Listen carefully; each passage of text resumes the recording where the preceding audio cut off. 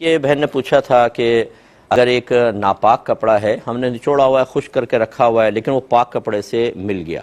یا پاک کپڑے کو نچوڑا ہوا تھا، گیلا تھا، وہ ناپاک کے ساتھ مل گیا، تو اس میں انہوں نے کہا کہ اگر وہ قطرہ اس تک نہیں پہنچا تو وہ پاک ہے۔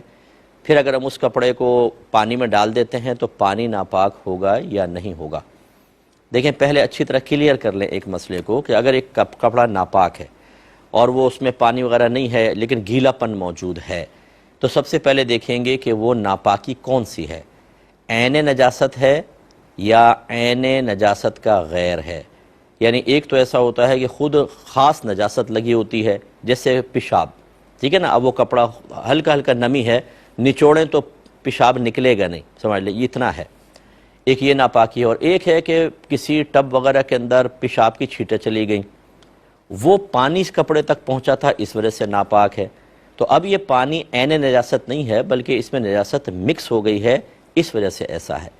تو یہاں یہ یاد رکھیے کہ اگر اب ناپاک کپڑا تھوڑا گیلا پڑا ہوا ہے، پاک کپڑا اس کے ساتھ ٹچ ہو گیا، اگر یہ عین نجاست ہے اور یہ اس تک پہنچ گئی، دھبا آپ کو نظر آ رہا ہے، چاہے قطرہ بنے نہ بنے، اسمیل ہو یا نہ ہو، یہ ناپاک کہلائے گا، کیونکہ عین نجاست آپ کو پہنچتی ہوئی نظر آ رہی ہے، تو اس کو آپ کو پاک کرنا ہوگا۔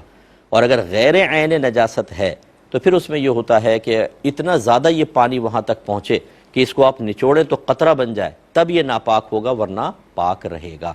ایک تو یہ چیز ہے۔ دوسری بات یہ ہے کہ یہ صرف پاک کپڑا ناپاک ہوا یا نہیں ہوا، اس کے لیے اصول ہے، نہ یہ کہ جو ناپاک کپڑا ہے یہ پاک ہے، یہ تو نہیں ہے نا، یہ ناپاک ہے، تبھی تو آپ کویسچن کر رہی ہیں کہ پاک اس کے ساتھ ملے گا تو ناپاک ہوگا کہ نہیں ہوگا۔ اس کا مطلب یہ ہے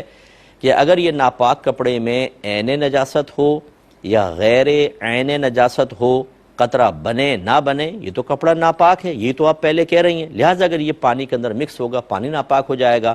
ایسے اگر آپ لکڑی وغیرہ کسی ٹھوس چیز کے اوپر رکھیں گی اور اس پہ تری وغیرہ تھوڑی بھی آ گئی، کیونکہ قطرہ تو نہیں لیکن آپ رکھیں تو اس پہ تری آ جائے گی، تو یہ بھی ناپاک کہلائے گا۔ امید ہے کہ آپ بات سمجھی ہوں گی۔